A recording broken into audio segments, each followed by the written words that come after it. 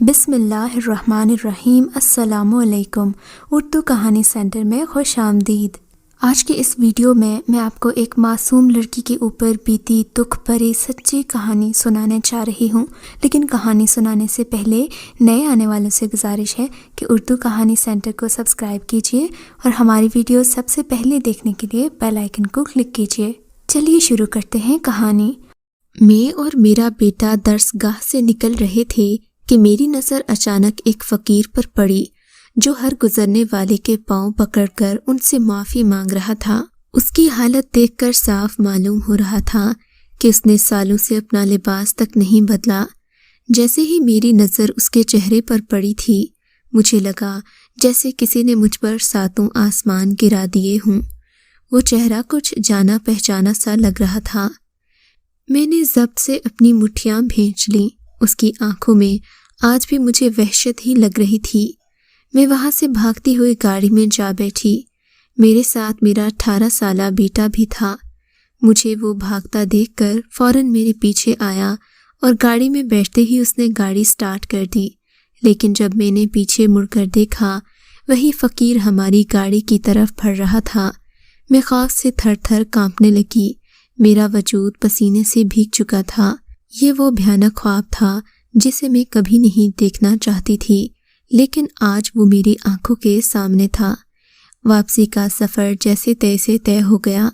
میرے بیٹے نے مجھ سے کوئی سوال نہیں کیا تھا، کیونکہ وہ یہی سمجھ رہا تھا کہ شاید میں اس عجیب و غریب شکل کے مالک فقیر کو دیکھ کر ڈر گئی ہوں۔ میں سیدھا اپنے کمرے میں گئی اور اندر سے کنڈی لگا لی۔ کنڈی لگاتے ہی میرا ضبط ٹوٹ کر بکھر گیا۔ میں پھوٹ پھوٹ کر رونے لگی۔ اس وقت مجھے اپنے آنسو اپنے دکھ کے آگے تھوڑے لگے۔ ماضی میرے دماغ میں ہتھوڑے سی چوٹ مار رہا تھا، اور وہ دن جب میں 12 سال کی تھی، میرا پہلا بورڈ کا پیپر دینے میں جا رہی تھی۔ میں بہت خوش تھی۔ میں ایک شریف اور عزت دار خاندان سے تعلق رکھتی تھی۔ ابو کی طبیعت اس دن تھوڑی خراب تھی، مگر پھر بھی وہ مجھے امتحان گاہ لے گئے تھے، اور گھر سے نکلتے ہی انہوں نے مجھے سینٹر کا نام پوچھا تو اس وقت مجھ سے ایک غلطی ہو گئی تھی، اور اس غلطی کی بہت بڑی سزا بھگتنا پڑی۔ میں نے انہیں مسلم ماڈل گرلز ہائی اسکول کی بجائے مسلم گرلز ہائی اسکول بتا دیا۔ جب میں کمرہ امتحان میں پہنچی تو ٹیچر نے مجھے کہا، آپ غلط جگہ آ گئی ہیں، یہ دوسرا سینٹر ہے جو یہاں سے صرف 5 یا 7 منٹ کی دوری پر ہے، آپ کو جلد سے جلد وہاں پہنچنا چاہیے۔ ٹیچر کی بات سن کر میرے تو ہوش اڑ گئے۔ میں بھاگتی ہوئی باہر آئی۔ مجھے کچھ سمجھ میں نہ آیا کہ میں کیا کروں، کس سے مدد مانگوں۔ جب ہی میری نظر سامنے کھڑی 2 عورتوں پر پڑی جو دونوں اسکول میں ابھی آئی تھیں، تبھی وہیں کھڑی تھیں۔ وہ میری جانب بڑھیں اور مجھ سے وجہ پوچھنے لگی۔ میں نے انہیں بتایا اور کہا، آپ مجھے اپنا موبائل دے دیں، میں نے گھر فون کرنا ہے۔ تبھی انہوں نے کہا کہ ان کے موبائل میں بیلنس نہیں ہے، لیکن وہ مجھے اسکول تک اپنی گاڑی میں چھوڑ دیں گی۔ پہلے تو میں جھجکی، مگر پھر انہوں نے کہا کہ ہم یہاں کسی کی بچی کے ساتھ آئی ہیں، تم ڈرو مت، ہم تمہیں وقت پر پہنچا دیں گے۔ اس وقت مجھے تھوڑی سی تسلی ہوئی۔ چونکہ میرے پاس اور کوئی چارہ نہیں تھا تو میں ان کے ساتھ چل دی۔ گاڑی میں بیٹھنے کے بعد 15-20 منٹ یوں ہی گاڑی سڑک پر دوڑتی رہی، مگر اسکول کا کہیں دور دور تک نام و نشان نہیں تھا۔ تب میں نے پوچھا، راستہ تو 5-10 منٹ کا تھا، اب کتنی دیر ہو گئی؟ آپ مجھے یہیں اتار دیں، میں خود چلی جاؤں گی۔ تب ان میں سے ایک عورت نے میرے منہ پر زوردار تمانچہ مارا اور بولی، خاموش ہو کر بیٹھو لڑکی۔ میری آنکھیں حیرت سے پھیل گئیں۔ آخر یہ کیا ہو رہا ہے؟ میں چیخنے لگی کہ مجھے بچاؤ، مگر اتنے میں دوسری عورت نے سختی سے میرے منہ پر ہاتھ رکھا۔ گاڑی ایک جگہ روکی اور مجھے تقریباً گھسیٹتے ہوئے ایک کمرے میں لے جایا گیا۔ ایک آدمی کے قدموں میں مجھے پھینکا گیا۔ عورتوں نے اس آدمی سے کہا، لے، ہم اسے لے آئے ہیں۔ وہ آدمی انہیں شاباشی دینے لگا۔ میں ہمیشہ پردے میں رہتی اور اس وقت میں نقاب میں ہی تھی۔ وہ آدمی میری طرف بڑھا اور جیسے ہی اس نے میرے چہرے سے نقاب ہٹایا تو ایک دم ٹھٹک کر پیچھے ہٹا اور ان دونوں عورتوں پر برسنے لگا۔ یہ تم کسے اٹھا لائی؟ یہ وہ لڑکی نہیں ہے، نکل جاؤ میرے کمرے سے، تم لوگوں کو کوئی کام نہیں آتا، سبھی حرام خور ہو۔ تب مجھے سارے کھیل کی سمجھ آ گئی، لیکن ان عورتوں کے جاتے ہی وہ آدمی میری طرف بڑھا اور کہنے لگا، مجھے جس کی تلاش تھی تم وہ تو نہیں ہو، مگر جو بھی ہو تم بے حد حسین ہو اور اب میرے پاس ہی رہو گی۔ یہ سنتے ہی میرے رونگٹے کھڑے ہو گئے، کیونکہ میں ایک سید زادی تھی، میری عزت اس طرح سرے بازار نیلام ہو یہ تو میں سوچ بھی نہیں سکتی تھی۔ میں نے اسے کہا، میں ایک سید گھرانے سے تعلق رکھتی ہوں اور اس طرح تم میری بے حرمتی نہیں کر سکتے، مگر وہ وحشی انسان پھر بھی میری جانب بڑھنے لگا، مجھے دیکھتے ہوئے بولا، تو کیا ہوا؟ اگر تم سید گھرانے سے ہو تو میں تم سے نکاح کر لوں گا، تم میری منکوحہ بن کر رہو گی۔ مگر میں اس سب کے لیے تیار نہیں تھی۔ میرے پاس آ کر اس نے میرا رخ اپنی جانب کیا اور بولا، اسفندیار کے پاس دنیا کی ہر خوبصورت لڑکی موجود ہے، تو تم کیا چیز ہو لڑکی؟ میں نے غصے سے اسے دھکا دیا اور بولی، تم اللہ سے ڈرو، کہیں ایسا نہ ہو میری بد دعا تمہیں کہیں کا نہ چھوڑے۔ وہ بوکھلا سا گیا، یکدم تل ملا کر بولا، تم جانتی نہیں میں کون ہوں؟ میں کسی سے نہیں ڈرتا، میں ابھی اور اسی وقت تم سے نکاح کروں گا۔ پھر وہ یکدم اٹھا، دھڑام سے کمرے کا دروازہ بند کیا اور غصے سے باہر نکل گیا۔ اس کے جاتے ہی آنسوؤں کا ربط خراب ہو گیا۔ میں نے بے تحاشا رونا شروع کر دیا، اللہ سے اپنی بازیابی کی دعا کرنے لگی۔ تھوڑی ہی دیر بعد وہ اپنے ساتھ ایک مولوی اور چند گواہ لے کر اندر داخل ہوا۔ مجھے لگا جیسے میرا دل مٹھی میں آ گیا ہو۔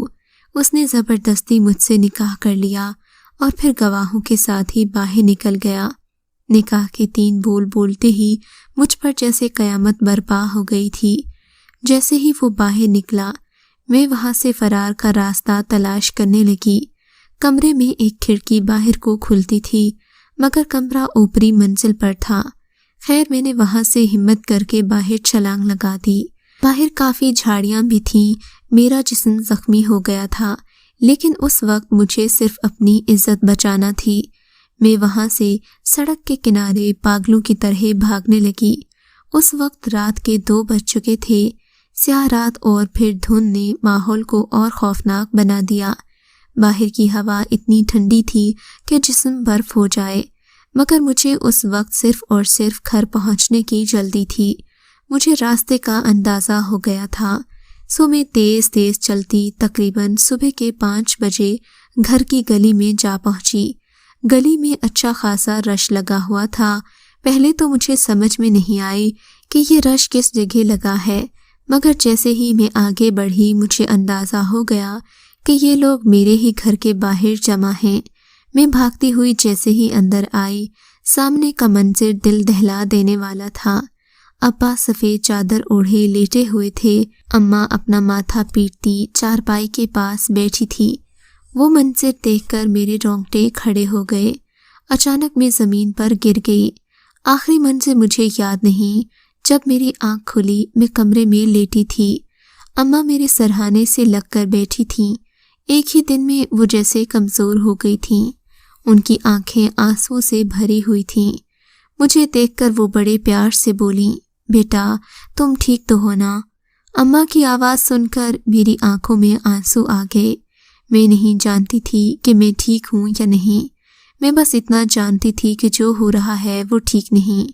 اماں نے نم آنکھوں کے ساتھ میری جانب دیکھا اور بولیں، بیٹا ہم جانتے ہیں تم ہمیں چھوڑ کر نہیں گئی تھی، تمہارے ساتھ کوئی انہونی ہوئی تھی، تمہارے ابا نے تمہیں بہت ڈھونڈا، پر جب تم نہ ملی تو وہ جیسے ٹوٹ کر بکھر گئے تھے۔ انہیں لوگوں کی باتوں سے ڈر لگنے لگا تھا کہ کہیں لوگ یہ نہ کہیں کہ تمہاری بیٹی اپنے آشنا کے ساتھ بھاگ گئی۔ بس وہ یہی سوچتے سوچتے بستر پر لیٹ گئے۔ اچانک رات کو دل کا دورہ پڑ گیا اور ہمارے سامنے وہ زندگی سے ہاتھ دھو بیٹھے۔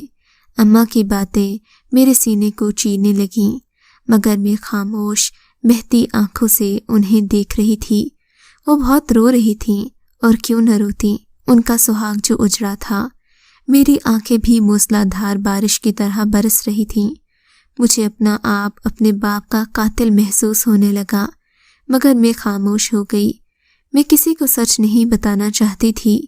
میں نے اپنے لب سی لیے۔ میں اس نکاح کو بھیانک خواب سمجھ کر بھلا دینا چاہتی تھی، اس لیے میں نے کبھی اپنی ماں کے سامنے لب نہیں کھولے۔ خیر، چند دن یوں ہی گزر گئے۔ محلے میں سے جو کوئی بھی آتا میری جانب عجیب نگاہوں سے دیکھتا۔ سب مجھ پر باتیں کرتے، کوئی میرے کردار کو داغدار سمجھتا تو کوئی میرے بارے میں عجیب و غریب باتیں کرتا۔ میں نے سب باتوں کو نظر انداز کر کے پڑھائی کرنا شروع کر دی۔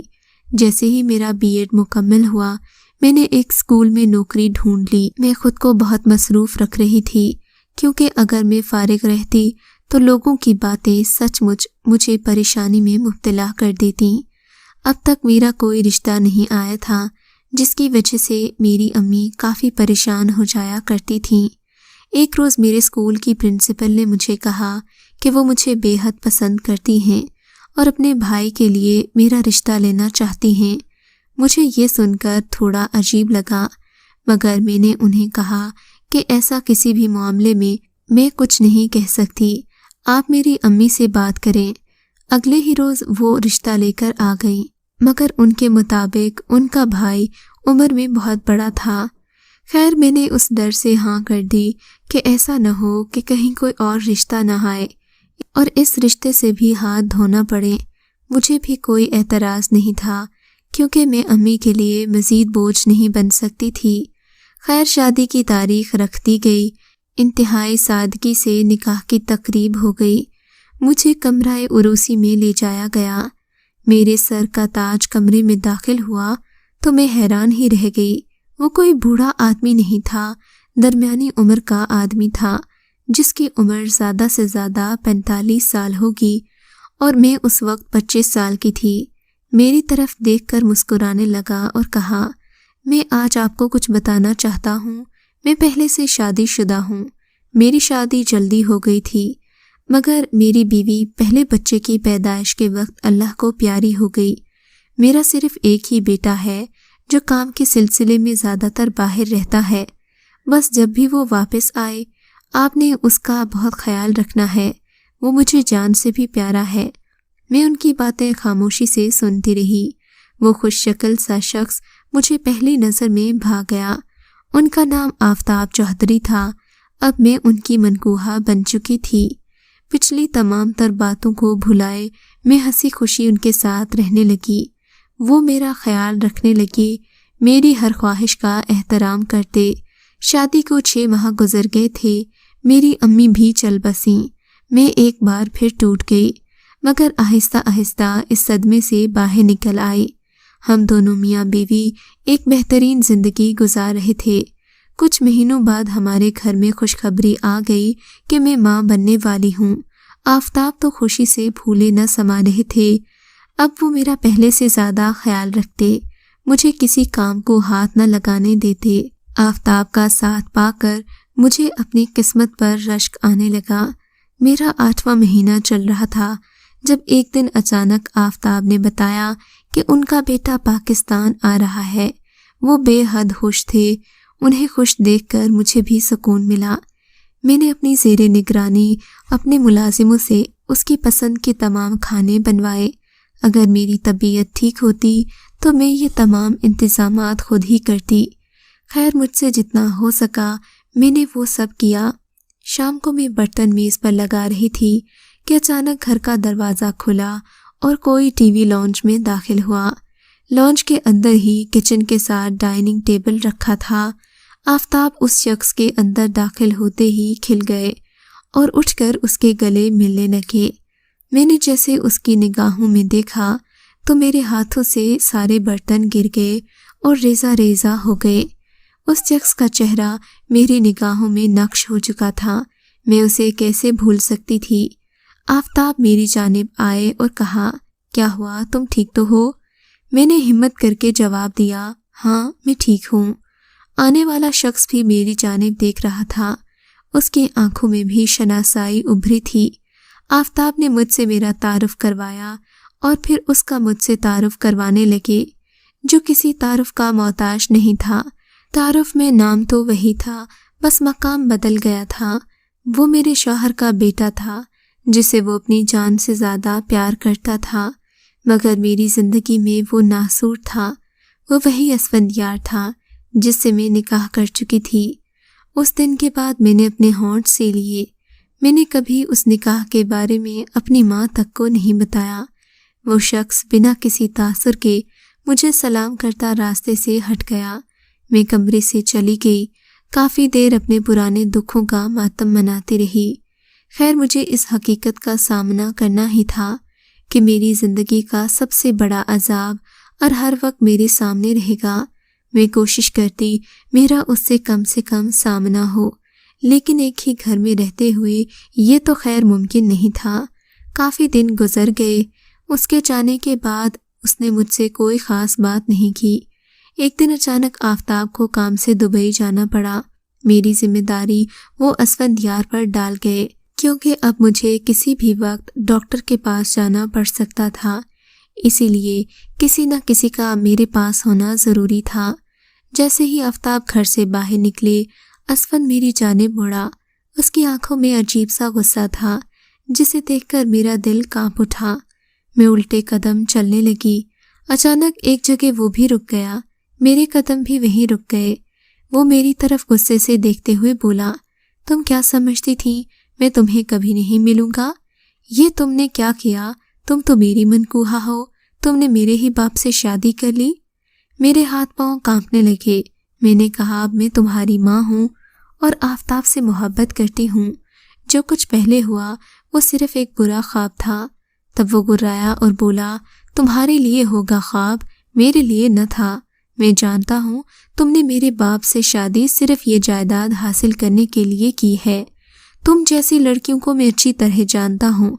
تم صرف میری بیوی ہو، میرے باپ سے تمہیں رشتہ ختم کرنا ہوگا۔ ابھی وہ یہ بول ہی رہا تھا، پیچھے سے کسی کے گرنے کی آواز آئی۔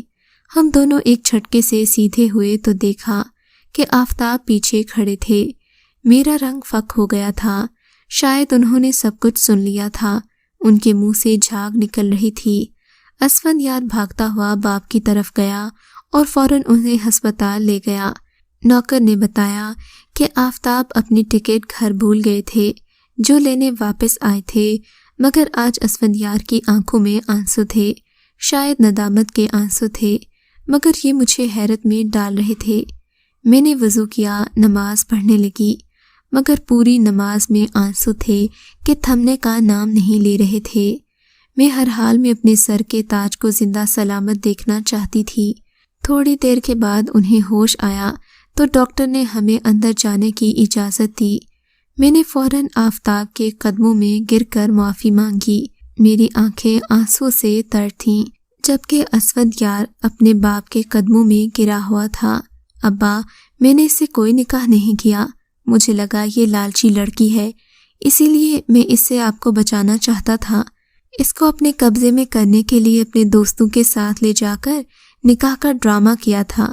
اس کی یہ بات سن کر میرے منہ سے ایک ٹھنڈی آہ نکل گئی۔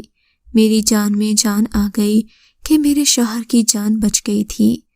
آنکھوں سے آنسو تو جاری تھے کیونکہ میرا شوہر بستر مرگ پر تھا، مگر زندگی آسان لگنے لگی تھی۔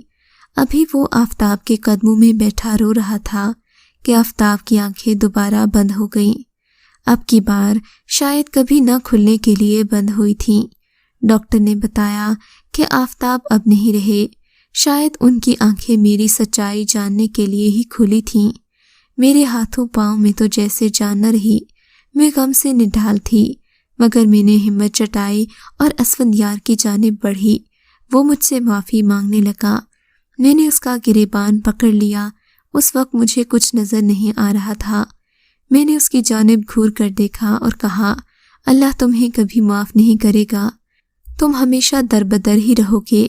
تم نے پہلے میری عزت مجھ سے چھین لی، میرا باپ تمہاری وجہ سے گیا، آج میرا شوہر بھی نہیں رہا، تم نے میری دنیا اجاڑ دی۔ دیکھنا اللہ تمہاری دنیا اجاڑے گا، تم کہیں کے نہیں رہو گے اسفندیار، کہیں کے نہیں۔ میرا چہرہ آنسو سے تر تھا، دل ماتم کنا تھا، یہ بات کر کے میں وہاں سے گھر آ گئی۔ اس کے بعد وہ مجھے کبھی گھر میں نظر نہیں آیا۔ میرا بیٹا پیدا ہوا جس کا نام میں نے آفتاب رکھا۔ اس کی بہترین پرورش کی کیونکہ وہ اپنے باپ جیسا انسان بننا چاہتا تھا۔ میں خود بھی پڑھی لکھی لڑکی تھی، سارا دن بزنس اکیلے سنبھالنے لگی۔ اپنے بیٹے کو اعلیٰ تعلیم دلوانے کے لیے میں نے اچھے اسکول اور پھر کالج میں داخل کروا دیا۔ اسفند یار میری زندگی کا ایک کڑوا سچ تھا، مگر ایک سچ یہ بھی تھا کہ وہ میرے شوہر کی سابقہ بیوی کی اکلوتی اولاد تھی۔ اس کا بھی اس جائیداد میں اتنا ہی حق تھا جتنا میرے بیٹے کا تھا، اس لیے میں نے ہمیشہ اسفند یار کو تمام جائیداد کے آدھے حصے کا حقدار سمجھا۔ وہ جب چاہے اپنی جائیداد لے سکتا تھا، مگر زندگی کے اس سفر میں اپنے ہم سفر کو نہ بھولی تھی۔ میں ہمیشہ یہی سوچتی اگر وہ ہوتے تو زندگی کتنی حسین ہوتی۔ آج میرا بیٹا 18 سال کا ہے۔ میں نے اسے ایک فقیر کی حالت میں لوگوں سے معافی کی بھیک مانگتے دیکھا۔ اللہ کے انصاف پر مجھے آج یقین ہو گیا۔ اللہ جب کسی کو ڈھیل دیتا ہے تو دیکھتا ہے کہ بندہ کتنا گر جاتا ہے، پھر جب رسی کھینچتا ہے تو انسان منہ کے بل گر جاتا ہے۔ اللہ بڑا انصاف کرنے والا ہے۔ جب وہ انصاف کرتا ہے تو انسان کی روح تک لرز جاتی ہے۔ بے شک اللہ کی لاٹھی بے آواز ہے، مگر جب وہ پڑتی ہے تو پھر انسان کی چیخیں عرش تک کو دہلا دیتی ہیں۔ اگر آپ کو ہماری کہانی اچھی لگی ہے تو اردو کہانی سینٹر کو سبسکرائب کیجیے اور ہماری ویڈیوز سب سے پہلے دیکھنے کے لیے بیل آئیکن کو ضرور کلک کیجیے۔ اور ہاں، کامنٹ سیکشن میں اپنی رائے کا اظہار کرنا مت بھولیے گا۔